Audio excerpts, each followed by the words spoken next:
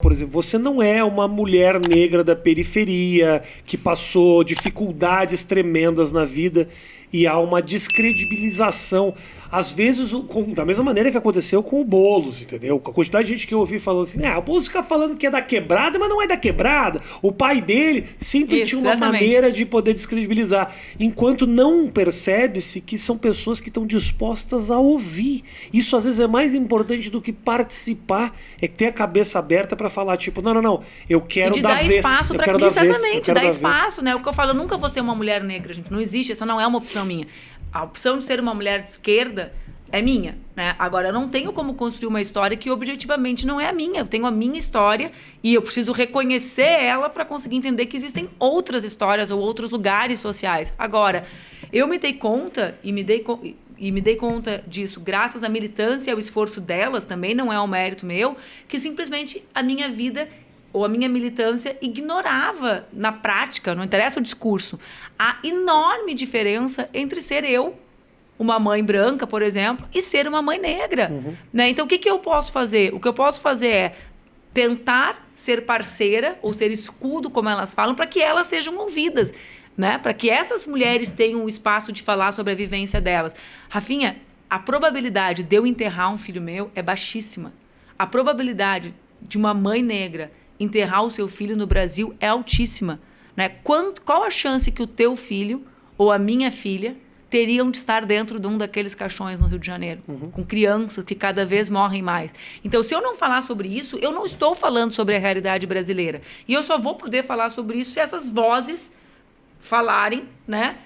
Ou nos meus espaços, nas minhas redes, no meu programa. Então, às vezes as pessoas acham que isso é demarcatório, é perda de tempo. Não, gente. Uma pessoa que vive na periferia de um grande centro urbano não tem a mesma vida naquele centro urbano do que uma pessoa que vive na 24 de outubro, na Paulista. E é uma percepção e combina muito com aquilo que você estava falando antes, do que é a percepção equivocada de minoria e maioria, né? Você tem um país que mais de 60% do povo é negro e ainda a gente considera como minoria. Minoria não é no número, é na voz, quer dizer, é porque não tem absolutamente nenhum espaço de expressão, que agora que a gente começa a querer ouvir em 2021. Por isso que eu realmente acho que a nossa reconstrução, né, do nosso campo político passa por...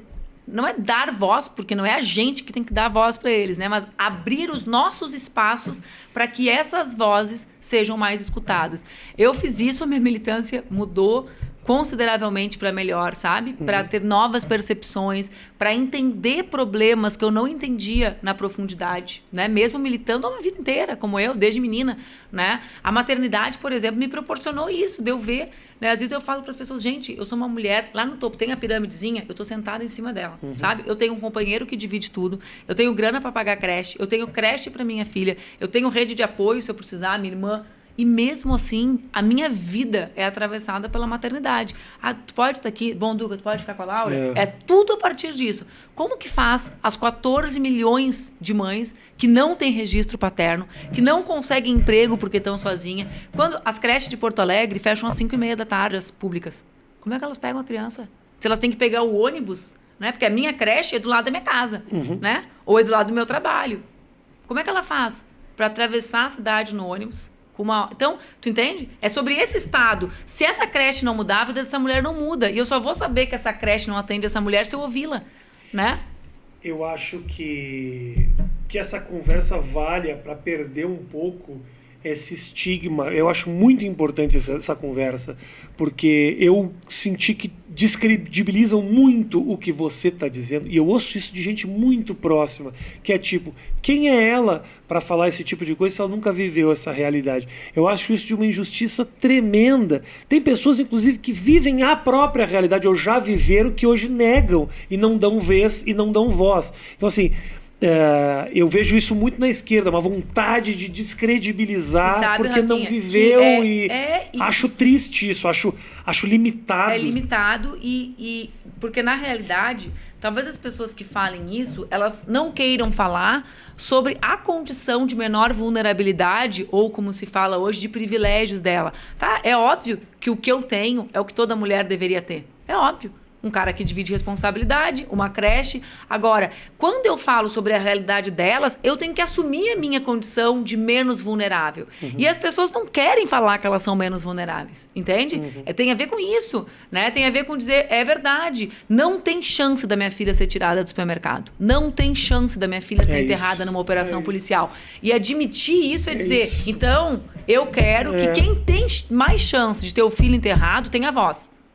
Né? Ou então, que eu consiga fazer a voz dessas pessoas chegarem. E se colocar na obrigação de falar por... Não, eu não quero falar por essas pessoas, porque elas falam por elas, mas me colocar na obrigação de falar que eu sei que isso existe. E que é esse o centro do problema do Brasil, e não o meu, né? Eu tive uma discussão muito grande com um grupo de amigos a respeito do que aconteceu lá no supermercado, do homem negro que foi assassinado.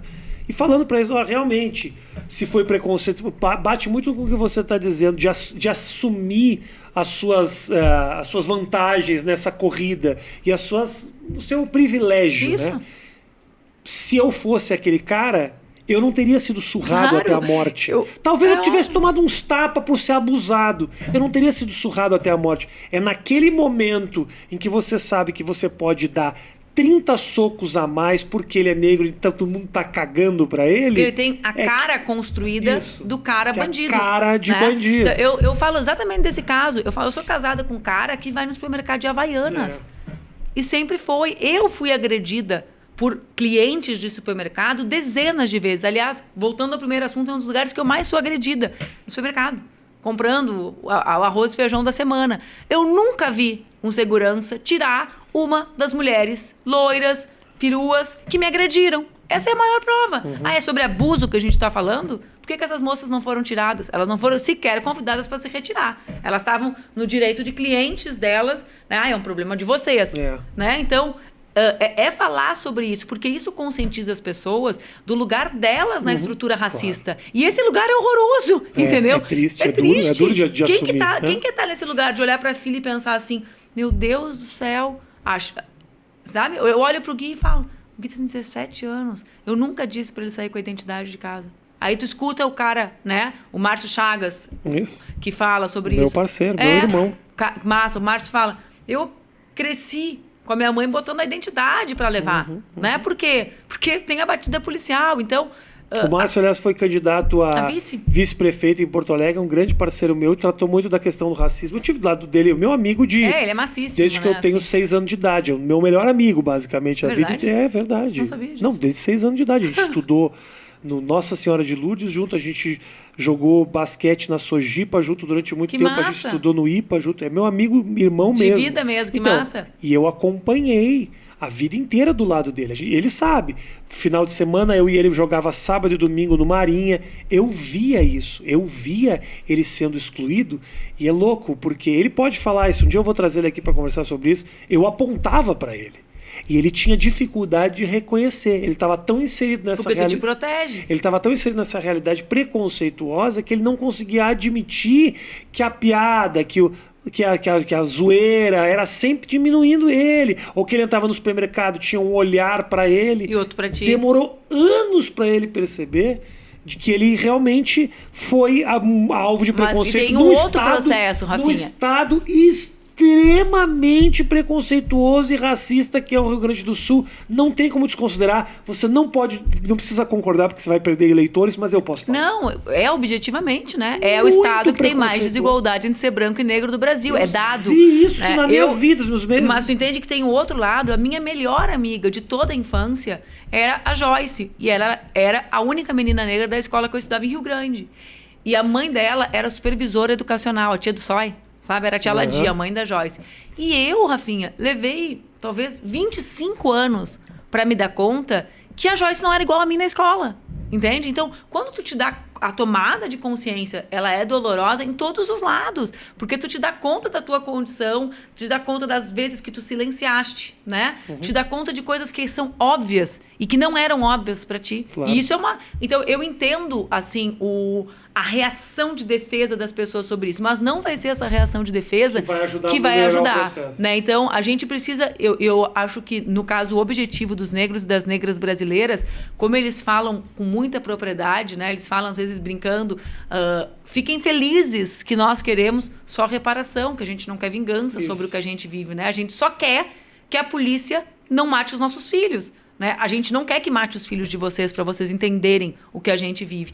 E eu acho que a gente tem que cair a nossa ficha, porque nós não vamos resolver, enquanto esquerda, o problema do Brasil, que pra gente precisa ser o enfrentamento à desigualdade, que é imensa nesse país, se a gente não enfrentar a questão racial. Porque no Brasil, a desigualdade é constituída a partir da questão de raça e gênero, porque lá embaixo, na pirâmide, estão as mulheres negras. Então, isso também tem a ver, sabe com o quê? Com uma certa preguiça, né? Que é a importação de modelos. Sempre que eu vou debater gênero, eu não sou uma mulher na França, gente. Eu sou uma mulher no Brasil. Claro. Entendeu? Então, não vai um teórico europeu que mora na Escandinávia me falar sobre economia, gênero e raça, porque objetivamente ele nem sabe o que é desigualdade de gênero, entendeu? Digo mais, essa direita debatedora, ela usa muitos exemplos do exterior para justificar comportamentos aqui dentro. E a gente tem uma realidade muito única.